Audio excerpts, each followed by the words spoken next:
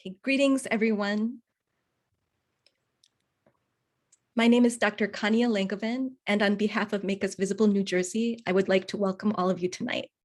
Make Us Visible New Jersey is a coalition of students, parents, educators, and community members working for the inclusion of Asian American and Pacific Islander studies in New Jersey K-12 education. We are allied with 53 organizations. I want to thank Professor Dake Zhang at the Rutgers Graduate School of Education for hosting us. We are so fortunate to have this all-star panel of speakers and students joining us tonight.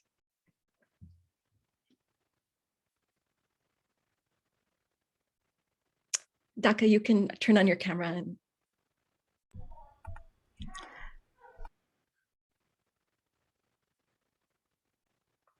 Oh, hello everyone. Okay. Thank you, Kenny, and thank you everyone for having this wonderful webinar for us. And I'm excited to be here. And thank you, every participant. And let me introduce myself and why. Oh, okay. Yes. Thank you for the chat. Okay. I'm Dr. Zhang, and I'm an associate professor from the Graduate School of Education at Rutgers University. And I'm here not only because my identity as an educator, but also I'm a mother of two Asian American kids, and I truly believe it's very important for the New Jersey, which has about a high percent of Asian American residents, to have the AAPI curriculum in school districts. I feel this is very important. I have a 7-year-old, and he's very excited every time he reads some little stories about AAPI kids like him in school books or teachers' stories. And I think it's very important for him to know the history of AAPI as a racial group in the history of this country. And our kids don't want to be foreigners forever. And I think the introduction of AAPI curriculum is a great way, and perhaps one of the most important ways to help them to establish an identity in American society. Okay, so I'm going to introduce our first speaker, Senator Wang Gopal, and many thanks to Senator Wang Gopal. He introduced the Bill S4021 for AAPI curriculum in New Jersey public schools, and he has also introduced the successful legislation from AAPI Commission in New Jersey, and he founded an AAPI legislative caucus. So these are really big accomplishments. And Senator Wang Gopal is a lifelong Monmouth County resident. He is the founder and the president of a 501c3 organization, which is dedicated to helping Monmouth County charities and individuals in need. He's a past board member of Big Brothers Big Sisters of Monmouth County. He has served as a volunteer EMT for the Cold Snack and Freehold First Aid Squads, and with the Long Branch Fire Department. Senator Gopal is the New Jersey Senate Majority Conference leader, chairman of the Military and Veteran Affairs, vice chair of Higher Education Committee, and serves on the Senate Health, Human Services, and the Senator Citizen Committee. So let's welcome our Senator Gopal, please. Thank you so much, Professor. Thank you to everyone for putting this together. You know, as the first Indian American state senator elected in New Jersey's history, and the first one of the few Asian Americans ever elected, I noticed immediately how so many Asian American children, AAPI children, and New Jersey has one of the fastest growing populations when we look across the state. We have an AAPI member of Congress down in the 3rd Congressional District, Congressman Andy Kim, and we're starting to gain more and more members from the AAPI community. It's important that our kids and our grandkids understand and not only appreciate the American experience and the American story as proud Americans, but also where we come from. I remember growing up, I did not see any examples of AAPI role models when we had some incredible AAPI role models early on. Dalip Singh was the first Indian American and one of the first AAPI members of the United States House of Representatives more than 50 years ago. Not something that I would have ever learned, and knowing that politics could be a possibility in my life in government. And I think as AAPI families continue to prosper and grow here, it's important that we see all facets, whether it's police officers, teachers, college professors, not just the traditional AAPI professions that we know, but it's important that we integrate and really flourish in all of these different industries similar to other communities. So I'm proud to sponsor this legislation. I'm so happy that it's moving. I'm hopeful that we're going to get this passed in the Senate and Assembly and it becomes law here in New Jersey because I think it's important for everyone's kids and grandkids. I was married in a Hindu temple, and my wife is of Italian American heritage. I'm beyond proud of my Indian heritage, but also proud to be an American who grew up here in the United States. And I think as we all have these cultural coming togethers and we all find our ways, it's so difficult for kids and immigrant families growing up here to make sure they fit in. And there's no better way than making sure that their story and their heritage story here in the United States is told in the history books. So thank you to each and every one of you for being part of this. I'm so hopeful this is going to be here. This is going to be law here in New Jersey with everyone's help. And we're going to make sure that future generations of AAPI children see role models and see familiar faces and names in history books that they can point to because we've seen it, whether it's academia or entertainment or art or culture. AAPI community members here in the United States have flourished, and it's important that they're recognized and that future generations understand the sacrifices they made, and it will make their life so much easier growing up here in the United States. So thank you so much for allowing me to say a few words, and I again thank everyone for all they're doing to make AAPI curriculums a place of normalcy, not just in New Jersey, but across the country. Thank you. Thank you very much, Senator Gopal. And I'm going to share the screen of all the different 30 co-sponsors that have supported this bill in both the Senate and legislature. So thank you to Senator Gopal, to Assemblyman Mukherjee, Senator Thompson from District 12, Senator Shirley Turner from District 15, Senator Patrick Dagnan, District 18, Senator Joseph Cryan, District 20, Senator Richard Cody, District 27, Senator Teresa Ruiz, District 29, Senator Nia Gill, District 34, Senator Paul Sarlo, District 36, Senator Loretta Weinberg, District 37, Senator Holly Shapizi, District 39, Senator Kristen Corrado, District 40, Assemblywoman Carol Murphy, District 7, Assemblywoman Jean Stanfield, District 8, Assemblyman Dan Benson, District 14, Assemblyman Anthony Varelli, District 15, and Assemblywoman Verlina Reynolds-Jackson, District 15. All three legislators from District 15 supported this legislation. Assemblyman Andrew Zwicker, District 16, Assemblyman Robert Karabinachak, District 27, and Assemblyman Sterling Stanley, District 18, Assemblywoman Yvonne Lopez, District 19, Assemblywoman Myla Jacey, District 27, and Assemblyman John McKeon, District 27. All three legislators in District 27 supported this legislation and are co-sponsoring it. Assemblyman Nicholas Kirabalati, District 31, Assemblywoman Angela McKnight, District 31, Assemblyman Thomas Giblin, District 34, and Assemblywoman Brittany Timberlake, District 34. All the legislators in District 34 supported this legislation.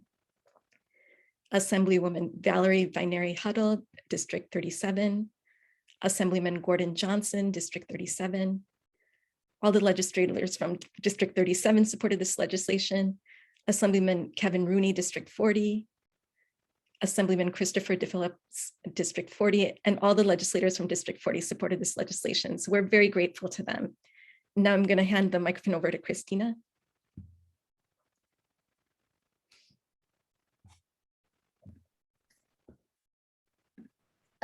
Hello, everyone. My name is Christina Wang, and I am a senior at Ridgewood High School. I designed the website for Make Us Visible New Jersey. I manage the Instagram account, and I work on communication outreach. So throughout my childhood, I convinced myself that if I didn't associate with my heritage, I would be able to discard Chinese from Chinese American, like shedding a layer of skin. No matter how hard I tried to mimic the culture of my classmates, I couldn't seem to camouflage myself. This identity crisis and internalized racism isn't new. It's an experience, a shared experience among first and second generation children. We are treated like foreigners, imposters in our own home country. My town has an Instagram account in which students and alumni can submit their stories. Submission 23 writes, a group of boys called me Ling Ling and pulled their eyes back and told me I had corona because I was Chinese. They taunted and told me that I didn't deserve to live and I should be deported back to China. Submission 33 writes, a group of RHS students swerved up towards me on bikes and started fake coughing in my direction with no masks, yelling racist accusations and saying things like, look, they're Asian and they're wearing a mask, as if doing so is a crime. Didn't feel safe going on walks by myself after that. Teaching AAPI history and the history of other marginalized groups is the first step to stop this type of harassment. About over 100 years ago, Chinese Americans were also blamed for the San Francisco plague of 1900 to 1904, which has uncanny similarities to today with COVID. We could have learned from it, but we chose to ignore the lessons of history.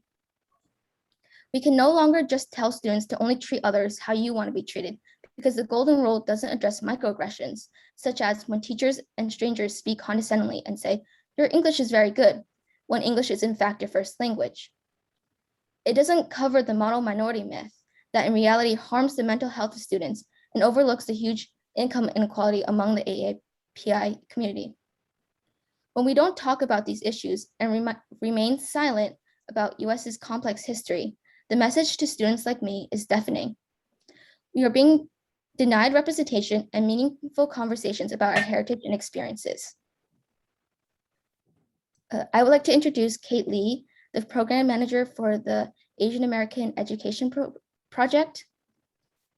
An advocate for inclusive curriculum, Kate co-organized the Make Us Visible campaign in Connecticut, which led to the passing of including AAPI studies in a K-8 model curriculum.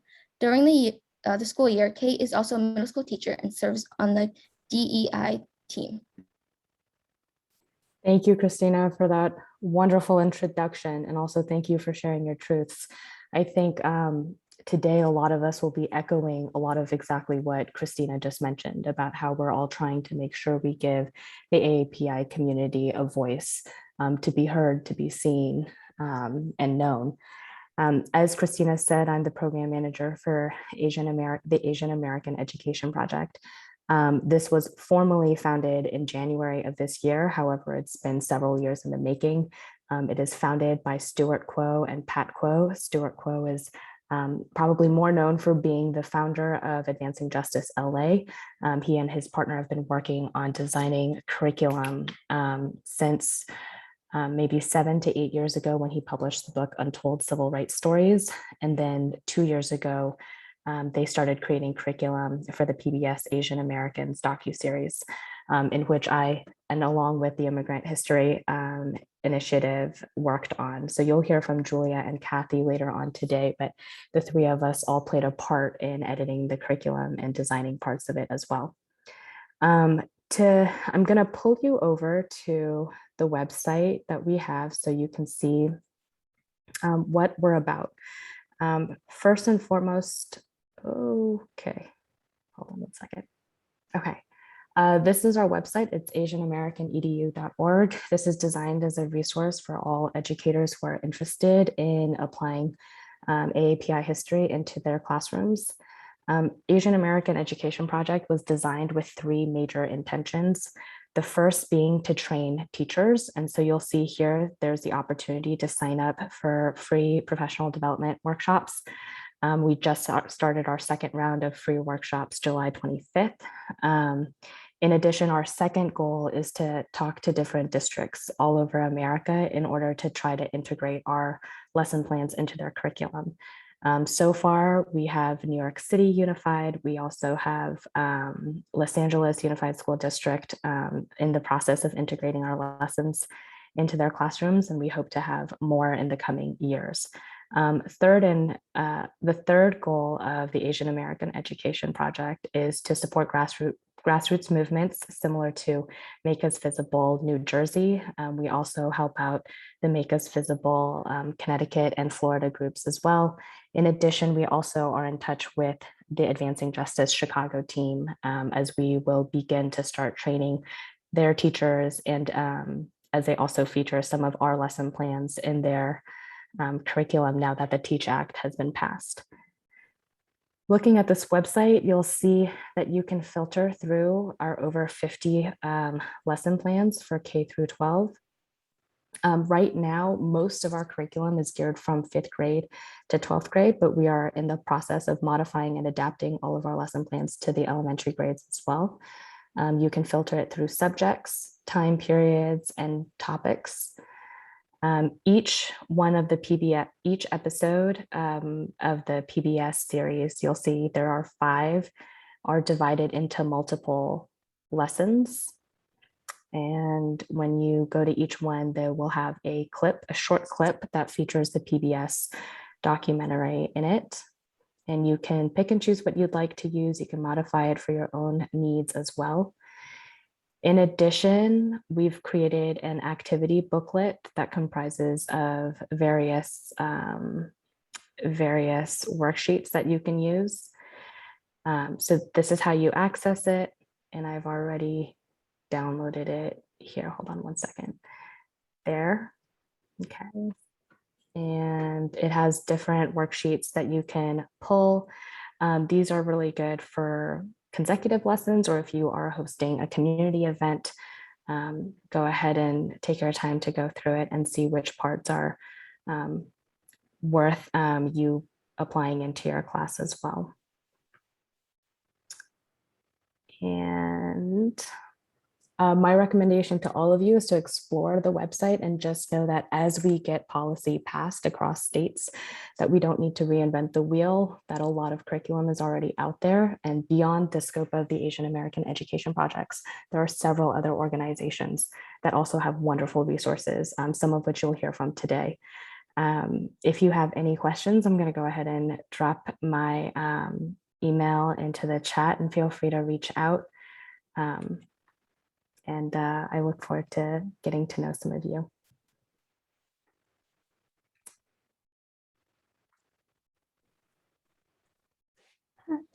Hello, everyone, and thank you so much for that, Kate. My name is Ameya Aria. I'm a rising sophomore at West Windsor Plainsboro High School South and a youth member of Make Us Visible New Jersey. The Make Us Visible team created an open letter supporting the inclusion of AAPI studies in New Jersey public school curriculum, which over 1,230 New Jersey residents signed. Here's one of the responses. Asian Americans are American too. However, we are invisible to society. Americans don't know our history, and some of them see us as perpetual foreigners. We need to educate people of Asian American history and their contributions to the country. Representation is everything. If our Asian American kids learn nothing about Asian American history and their contributions to this country from the very beginning, it will make it tremendously difficult for them to understand, resist, and fight back racism targeting Asian Americans. It's my great honor to introduce Samip Mallick, the co-founder and executive director of SAADA, which for the past 13 years has worked to preserve and share South Asian American stories. Mallick has degrees in library and information sciences and computer science and has done graduate training in history. He previously worked in the Southern Asia collection at the University of Chicago Library and for the International Migration and South Asia programs at the Social Science Research Council. Mallick has also served as an archival consultant for the Ford Foundation and as an advisor to the Library of Congress. Thank you. Yeah, thank you so much for the warm introduction. Hi, everyone. My name is Samip Mallick. As Ameya mentioned, I'm the co-founder and executive director of SAADA, the South Asian American Digital Archive. I want to thank Connie and Dake and everyone on the Make Us Visible team in New Jersey for all their work in bringing us all together today. It really does feel like we are in this together, and it's such an honor to be part of this evening's event and the exciting developments that are happening in New Jersey that are going to change the future for young South Asians and Asian Americans in New Jersey. So I'm going to share a little bit about our organization's work with you, and especially want to talk about the ways that SAADA is creating resources that hopefully can be used in classrooms, by parents, by teachers in New Jersey and across the country. And one in particular that I'm really excited to share, which is SAADA's new book, which I'll hold up right now, called Our Stories: An Introduction to South Asian America. That is a 500-page introduction to South Asian American history and the South Asian American community for high school age readers. But before I talk a little bit about that and more specifically, I want to give a little bit more background on our organization, the work that we do, and I'll share my screen in order to do that. So we started SAADA 13 years ago, really recognizing, as others have talked about today, the ways that stories from our community weren't being systematically collected or preserved by other institutions, and fearing not only that our community stories weren't being heard, but moreover that they were in danger of being lost entirely. I want to share a quote with you. This is a quote from a scholar of archival studies named Jeanette Bastien about why it's so important for communities, for people to have access to their own histories. And here's what she says. She says, "A community without its records is a community under siege, defending itself, its identity, and its version of history without a firm foundation on which to stand." And this certainly, I think, connects with some of what Christina and others have already shared today about how most of us never saw ourselves reflected in the American story as young Asian Americans. SAADA works to collect and share stories from those here in the US who trace their heritage to Bangladesh, Bhutan, India, Maldives, Nepal, Pakistan, Sri Lanka, and the many South Asian diaspora communities around the world. By that we mean those who've come to the US through perhaps secondary migration from places like Trinidad or the UK or Australia, Guyana, South Africa, etc. According to the latest demographic data from, there are now more than 5.4 million individuals in the US who trace their heritage to South Asia. Ours is the fastest growing immigrant community in the country. And if you do the math, you see that more than 1 in every 100 Americans traces their heritage to South Asia. To understand our community today, it's of course important to understand our community's history. South Asians began arriving in the United States in larger numbers beginning in the late 1800s and early 1900s. And like those from other parts of Asia who were coming to the United States at that time, South Asians faced incredible xenophobia and hostility. South Asians were primarily coming to settle on the West Coast. They were coming to settle in California, Oregon, Washington State. It was primarily Punjabi Sikh men who were coming to the United States in the early 1900s. And they were primarily coming to work as laborers. So they're working on farms and factories, lumber yards, mills, etc. There were smaller numbers of individuals who were able to come for other reasons. So this, for example, is a photograph from 1914 of members of the Illinois chapter of the Hindustan Association of America. There were very, very few South Asian women allowed into the country in the early 1900s because of restrictive immigration policy. This is an article from 1915 describing the arrival of one of the very few South Asian women allowed into the country, Kala Bagai. And once again, these immigrants faced incredible hostility and xenophobia when they first arrived. This is an article from 1906, as you can see, titled Our First Invasion by Hindus and Mohammedans. And another from 1907 titled Have We a Dusky Peril? Hindu Hordes Invading the State. Just a few months after this article was published in Bellingham, Washington, a small lumber town in Washington, a group of white men violently chased out of that city the group of Punjabi Sikh laborers who had settled and were working in the lumber yards there. And this touched off other anti-South Asian violence in other parts of Washington state, California, and also in the western parts of Canada. In 1917, US Congress passed an act barring immigration from South Asia and parts of Southeast Asia. And finally, in 1923, this all culminated in the South Asian context, at least, with a Supreme Court decision, United States v. Bhagat Singh Thind, where South Asians were decided unanimously that South Asians should be barred from becoming American citizens. You can see this is an article describing that Supreme Court decision from 1923. There's a photograph of a South Asian man with a caption that simply reads, quote unquote, the problem. And the reality, as others have shared, is that most Americans, including most young Asian Americans, know nothing about these histories. The work that SAADA has been doing for the last 13 years now is to collect and share these stories from as far back as we can trace them in the late 1800s, all the way up to the present day, and share stories and materials from our community, make them freely accessible to everyone, and create resources that can be used by artists, by educators, by students, by community members to understand our community's history and understand how it is relevant to us today. One such story, which Senator Gopal already mentioned, is that of Dalip Singh Sand, the very first South Asian American and Asian American elected to national office in the United States in 1956. Dalip Sand's story is one of incredible challenge and also one of incredible triumph. And yet, once again, most Americans and most young Asian Americans know nothing of the story. In fact, I have the opportunity to talk about South Asian American history at many venues, colleges and universities and other venues around the country. And I'll often ask people to raise their hands if they've heard of Congressman Sand, undoubtedly one of the most prominent historical figures in the Asian American community. In a room of 100 people, typically one, maybe two people will raise their hands. So clearly there's a lot of work that needs to be done still. And sorry, everyone thought for a second. And so, as I mentioned, we've just created this book, Our Stories, an Introduction to South Asian America, which shares Dalip Sand's story and so many others with high school age readers. And our hope is that this book will be used in schools and across the country, will be available in libraries across the country, and that will also be in people's homes. I'm going to just share a 2-minute video that we created that talks a little bit about this book and why we think it's so important. And so if you'll indulge me, I'll just share that video with you now. Everyone thought that I had no chance. It was not possible for a Hindu to be elected judge.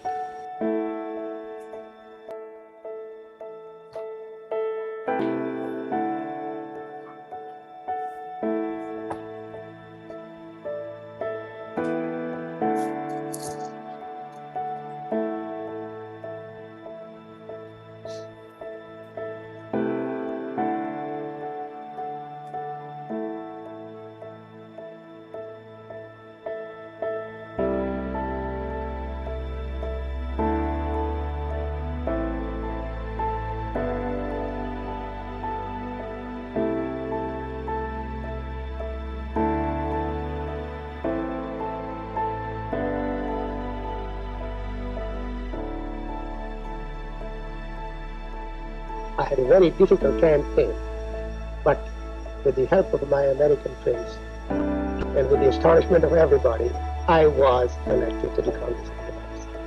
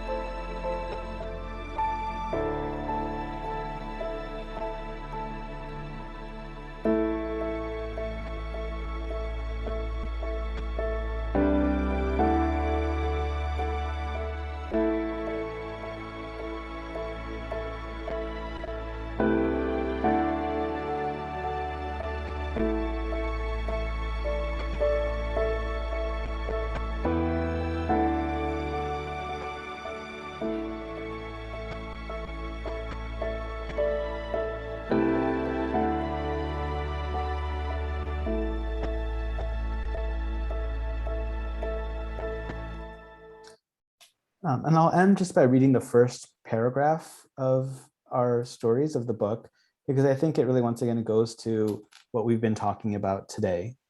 This is just the first paragraph of the introduction to the book. As a person of South Asian heritage reading this book, you have perhaps wondered about how your story fits into the American story. While South Asian American stories are rarely taught in classrooms, found in textbooks, or reflected in popular media, it's not because they do not exist. As you will soon read, our stories have existed for centuries. You're part of a community that has helped build, shape, question, challenge, and make this country what it is today. Our stories have been etched into the very landscape and character of this nation.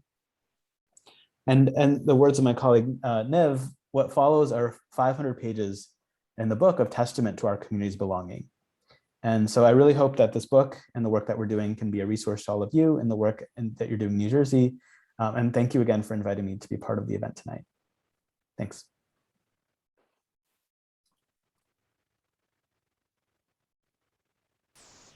Thank you, Samip, for your beautiful presentation. Hello, my name is Gabriel Chow, and I'm a junior at Hillsborough High School who created the graphic of the open letter responses, which you can find on our website. As for my story, ever since I was in elementary school, I've always noticed a lack of Asian American history being taught within our school curriculum. And as an Asian American, I always felt misrepresented, as typically Asian Americans and Pacific Islanders are only mentioned briefly or not mentioned at all. While the US history education curriculum focused on the founding of the nation and the treatment of slaves, it never mentioned the Chinese laborers who paved the way for the Transcontinental Railroad and cleared the lands to make way for cities and agricultural fields. They never brought up the workers who powered the factories and led America to a new era, changing the legal foundations as well as bringing cases to the Supreme Court and establishing some of the core concepts of American immigration and citizenship laws, such as the concept of birthright citizenship. With Asians being one of, if not the fastest growing minority in America, the lack of Asian American history is something that is uncalled for. And as for our next guest, I would like to introduce Kathy Liu, the co-founder of Immigrant History Initiative. She has several years of teaching and curriculum development experience and is passionate about immigrant histories. Since graduating from Yale Law School, Kathy works at a nonprofit organization providing legal services to immigrant survivors of gender-based violence in New York City. She founded this organization to raise up immigrant voices in hopes of a more just, empathetic, and colorful America. Thank you so much for that introduction, Gabe. It is such an honor to share the stage with so many other amazing organizations and amazing individuals. I know Kate spoke about how we have collaborated with Advancing Justice in the past, and also we love SAADA's resources and highly encourage everyone to go to their website and check it out. We've used many of their primary sources in our resources as well. So like Gabe said, I'm here today in my hat as the co-founder of the Immigrant History Initiative. So I'm going to share my screen really quickly.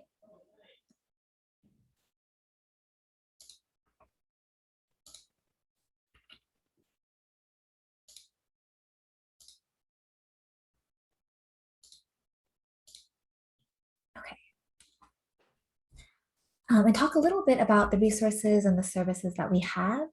And I know y'all have heard a lot of this so far in the webinar, so I'm going to try to keep it as short and sweet as possible and as relevant to New Jersey as possible, because what we've done at the Immigrant History Initiative is a lot of actually specializing in learning about New Jersey's 2020 social studies standards and how to align API narratives and histories to these standards in ways that help them more organically integrate into the existing curriculum that is being taught in New Jersey schools.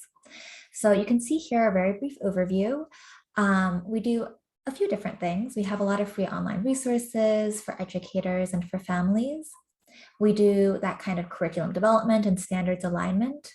And we also pair that with professional development trainings for educators as well. And then finally, in the last bucket, we also do a lot of work in family engagement, particularly thinking about how to engage and bring into the school community many Asian American families, which may have historically been excluded or not had their voices centered in the same way. So online resources, I'll make this super quick. You can see our website on the left-hand side. All of the resources listed here are downloadable for free from that website, ready to use. They are aligned to Common Core standards. And we do also have a group of resources that are specifically aligned to AP US History key concepts. And so AP US History teachers can teach our lesson plans while also preparing students for the test and not losing any time in that very packed AP prep schedule. And then the only other thing that I will highlight here is we also have a set of resources specifically dedicated to responding to the rise in anti-Asian racism during the COVID-19 pandemic. And so this is a group of lesson plans that provide historical case studies. So these are US history lesson plans that talk about previous historical public health crises and the type of racial scapegoating that can occur during such a crisis. And we also have a restorative justice dialogue guide, which kind of approaches the problem from a different angle. We guide educators through using restorative justice dialogue to be able to open up these really difficult conversations around race, around anti-Asian racism, and talk about it as a community with their class and thinking about what they as a community can also do to help counteract these larger problems. Now, moving on to curriculum development and standards alignment, we are currently working with New Jersey schools on a K-5 curriculum project where we are integrating AAPI voices and narratives into their existing K-5 curriculum. So we have done a lot of work already in terms of alignment with the new New Jersey 2020 social studies standards, many of which schools in New Jersey are still in the process of revising their curricula to be aligned with. So I think one thing we've realized during this time period is that this is a good entry point for liaising with schools and saying that if you're already in the process of revising your curriculum, why not revise a little bit more and include room for these stories within their curriculum calendars as they stand. So this is a lot of work that we've been doing with New Jersey schools and would be very happy to continue to do with other school districts across the state. And then paired with that, professional development, we do a lot of teacher trainings on various topics you can see here, generally incorporating AAPI history into the curriculum in a way that meets state standards. Talking about specific themes in AAPI history like gender or labor. And then finally, using restorative justice to address anti-Asian racism in school communities. And then finally, our last bucket of work is family engagement. And this is work that we've been doing more and more of during the pandemic. Because I think this question of how do we elevate the voices of our AAPI families is something that really came to prominence during the pandemic, because in part of the anti-Asian racism that we've been seeing so visibly in the media, but also because of the impact that racism has had on Asian American families, hearing about statistics where in many cities across the United States, Asian American families are choosing to delay their return to in-person learning, often because of these safety concerns around the rise in anti-Asian violence. And so what IHI does in these circumstances is we have designed and facilitated a series of parent-facing workshops to increase family engagement and be able to really help Asian American families come to the table and talk about what their concerns are and elevate these concerns, elevate their opinions, their worries, their voices to school institutions and thinking about frameworks in which we can approach these concerns and make schools a safer place for everybody and a place where everybody feels comfortable returning to in-person learning, which, as we know, is oftentimes the most effective mode of learning, especially for young learners. Now, I am sharing my time with my co-founder, Julia Wang, who is speaking a little bit after this. So I will leave it there, but you can see all of our contact information is on this last slide, our website, immigranthistory.org, and I will also drop my email address in the chat box as well. Very open to collaborations and thoughts about how we can do more work within New Jersey.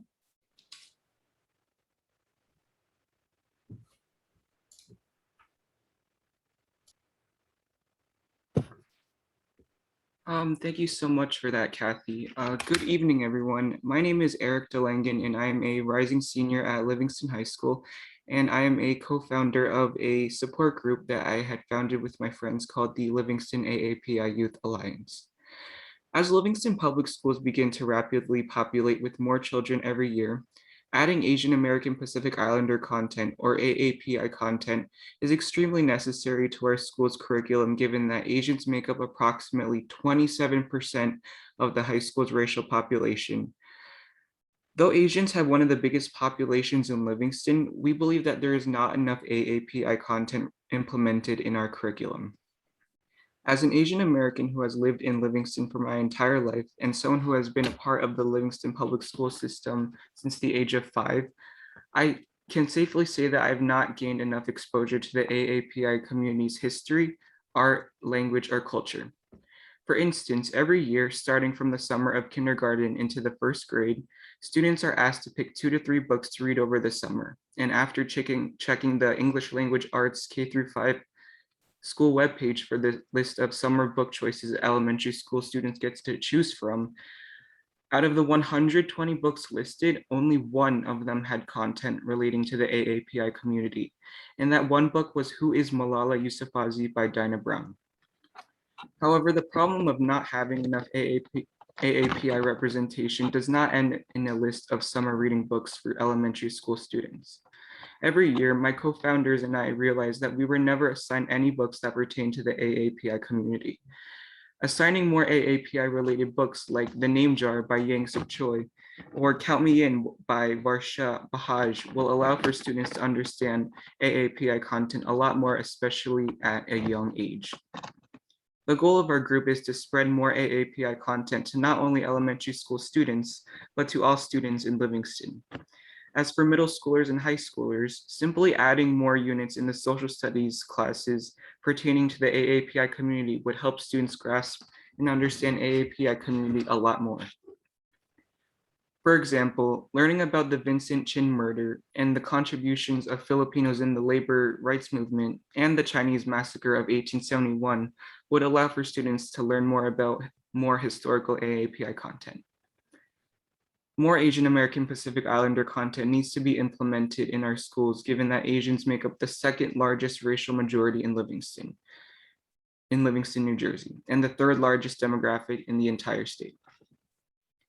Now, allow me to introduce the next speaker, Julia Chang Wang. Julia is a co-founder of Immigrant History Initiative. She studied history and economics at Harvard and obtained her master's in history at Cambridge and graduated from Yale Law School. She also worked in Chicago on community organizing and curriculum development. She has worked at the Center for Reproductive Rights and is now a practicing lawyer in New York. She hopes IHI will bring greater understanding and appreciation for the stories of immigrants like herself. Thank you, Eric, for sharing your experiences, for your leadership in your community, and for my introduction. Hi, everyone. Thank you for being here today, and a big thank you to Make Us Visible New Jersey for bringing us all together. As Eric said, my name is Julia, and I'm the other co-founder of the Immigrant History Initiative. I think Kathy has provided a lot of information on what IHI does in terms of resource creation and working with schools through professional development and other kinds of collaborations. So I won't get into that again. I would just say at the core of IHI, we believe in the power of storytelling and seeing the stories of API communities, much like everyone else in this call. So I just wanted to share with you all a story that actually inspired us to start the Immigrant History Initiative, and one that we've really tried to uplift as part of our work. And that story is one that I think Gabe mentioned earlier, which is the story of Wang Kim Ark. Wang Kim Ark was a young Chinese man living in the 1800s in California. Like many of us, his parents were immigrants. They were from China, and Wang was actually born in San Francisco in 1873. The late 1800s was a very hard time for Asian Americans, and I think Samip covered a lot of this in his presentation as well. Asian residents were subject to many harsh laws limiting where they could live, who they could marry, what they could do for work. And beginning in the 1880s, a series of laws were passed to prevent Asian immigrants from coming to the US, starting in 1882 with the Chinese Exclusion Act. The Exclusion Act prohibited almost all Chinese immigrants from entering the US, and it was the first law that prohibited immigration via race or ethnicity specifically. But unfortunately, it would not be the last.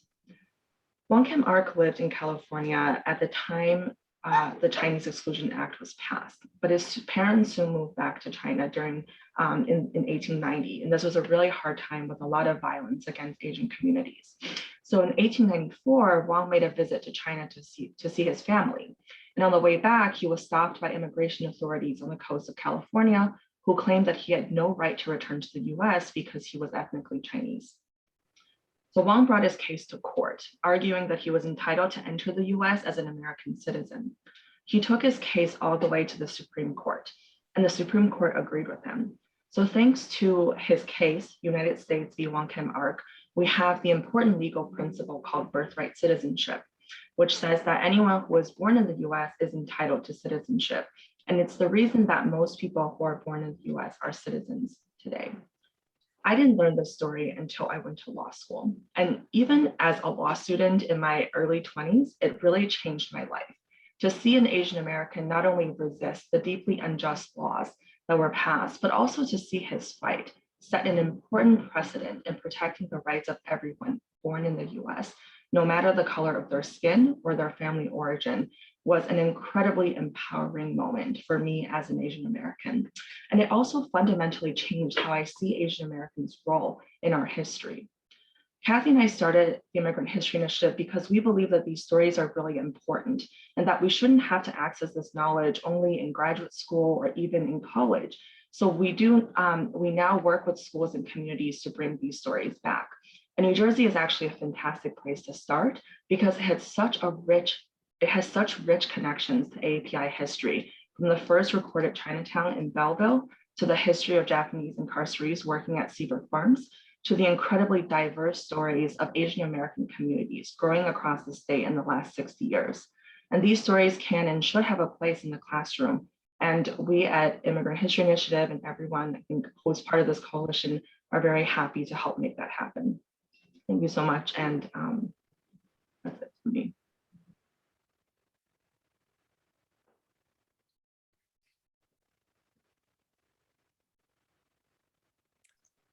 Swaraj? Yes. Okay. Hello, my name is Swaraj Randava, and for the past few months, I've been part of Make Us Visible in this effort to pass AAPI legislation. Currently, 4 in 10 US adults say it's more common for people to express racist or racially insensitive views towards Asians than before COVID-19, and this has only worsened with time.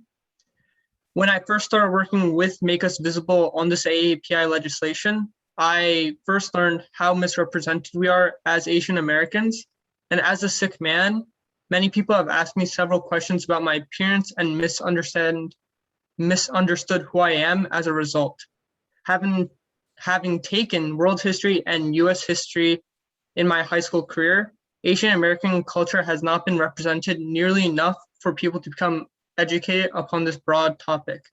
An example of this would be with Yuri Kochiyama, who brought upon social change after World War II, but her efforts remain unknown to a majority of the population, which is a bit unfair compared to the other people that were represented.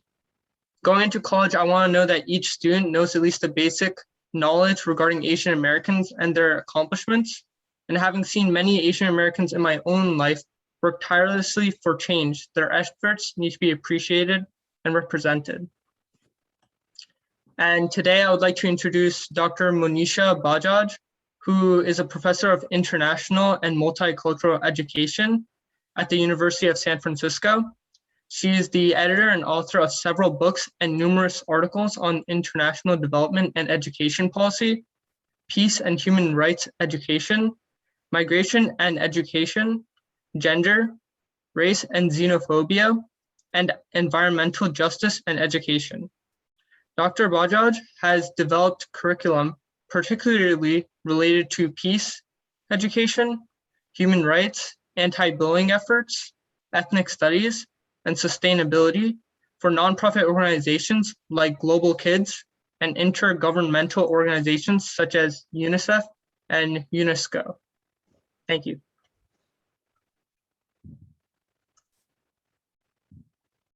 Hi, everyone. I'm Monisha Bajaj. I'm a professor of international and multicultural education at the University of San Francisco. I'm talking today a little bit about some of the curricular resources that have helped develop around South Asian American studies.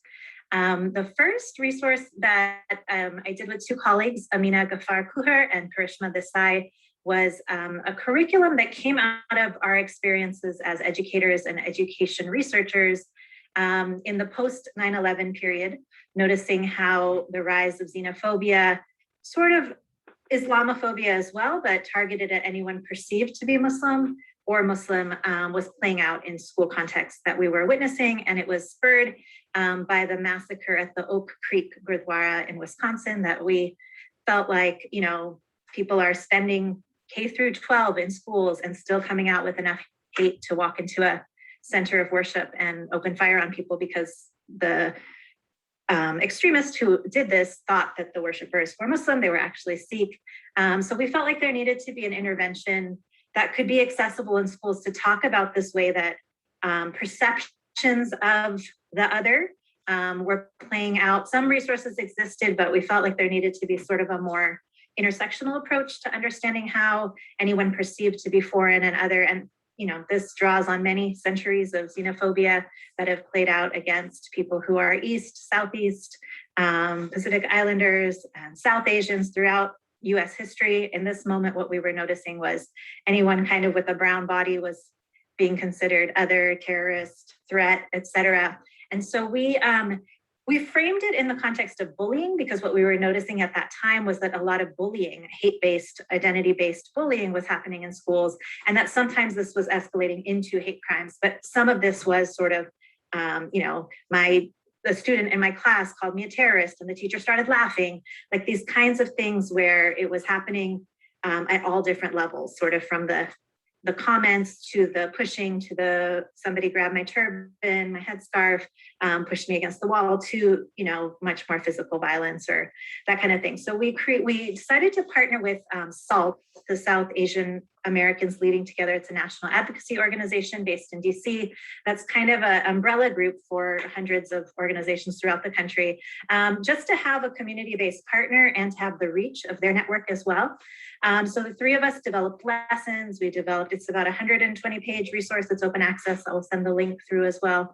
6 lessons with a lot of handouts and resources to kind of identify who are South Asian Americans, what are the common types of bullying that we identified through our research, and 6 lessons that teachers could use at any point of their understanding of this community or these issues. They could step in. There's glossaries, there's flashcards, there's definitions, there's handouts to kind of create a bit more empathy and understanding and knowledge around this community and some of the issues that folks were facing. And at that time, we also got to know Samip, who had just started the South Asian American Digital Archive through one of our team members, Christina Desai, knew him.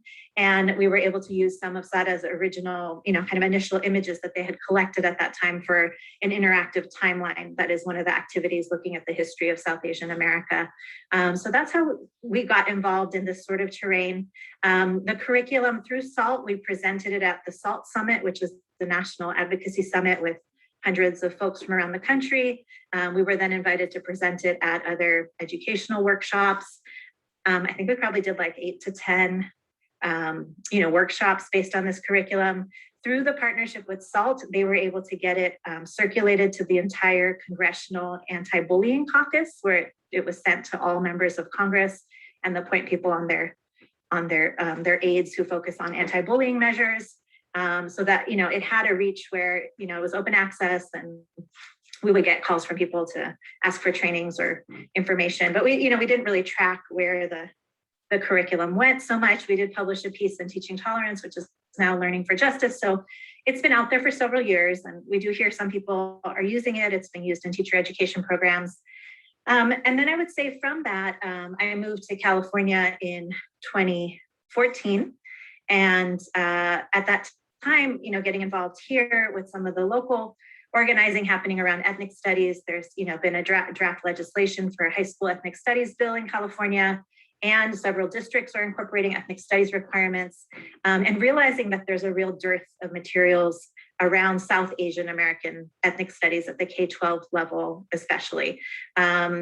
And that at the college level, oftentimes people will encounter their first South Asian American studies classes, but at the high school or middle school level, there's not much out there. So I would say about 6 years ago, a team of us kind of came together, a mix of K-12 educators here in the Bay Area and university professors of ethnic studies and university professors of education, teacher educators.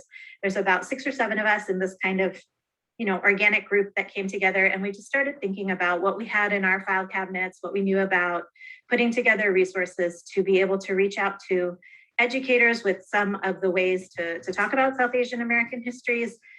We did workshops at the Teachers for Social Justice Conference a few years in a row. There's an ethnic studies statewide summit that we presented at. And as we were compiling a lot of these resources together around probably our second year or maybe third year into that work, we learned about the book that was underway with SAADA. And since I had already been connected to Samip before through the previous project, we had the idea, because so much of what we were pulling out of our file cabinets and internet archives were things that were going to be in the book in terms of histories and stories and timelines. We asked Samip if it would, make sense for us to kind of join forces and create an educator companion to the book, building on the work that we had already been doing. He was excited about the idea, and we got kind of a very early draft of the book, the several 100-page book that it's become. And our group divided into teams to look at different themes within the book to develop out discussion questions, essential questions, common core aligned activities, a glossary, some handouts, et cetera, and a list of further resources that exist. So that'll be coming out in August this year for educators to be able to utilize, alongside I think the final version is a 500-page resource, which is Our Stories, a History of South Asian America book that's coming out, just to be a bridge between this amazing resource for South Asian American ethnic studies that I think a lot of people at the college level will engage, and adults, but to be able to have that bridge to high schools, maybe advanced middle schoolers as well. The curricular guide is a way to offer people a bridge of how to use this in the classroom, what questions you might explore, there's a lot of stories in this book. So which ones might be fruitful to engage in terms of themes of identity, agency, cross-racial solidarities, intersectional identities. Those were some of the themes that we focused on.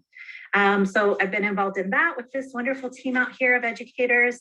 And then recently with the kind of rising anti-Asian hate that we've seen in the past couple of years, which is not new. We know it builds on many hundreds of years of xenophobia, but this new manifestation of it, I've been involved in different discussions about how to interrupt that in different ways at the K-12 level. And I will also send through some links of some articles that have been trying to help educators develop some resources and interventions in that way. And I think I'll pause here. So thank you all. I wanted to recognize our wonderful allies. We have 53 allies organizations. This is one of them. One second. I'm going to play a slideshow of some of our allies.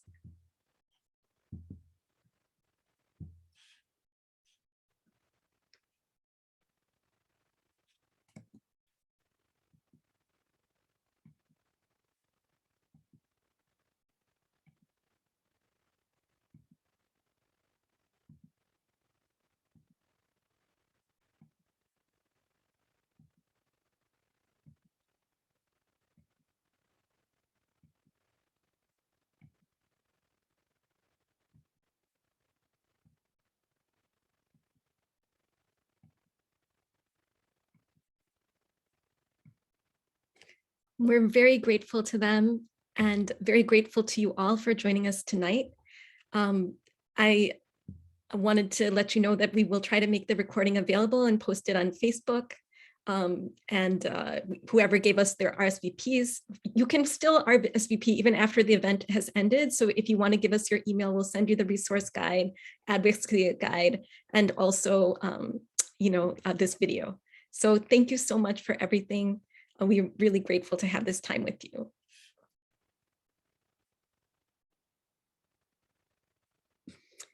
Oh, sorry to hear the slides didn't show. Okay, I'll try one more time. Can you see them now?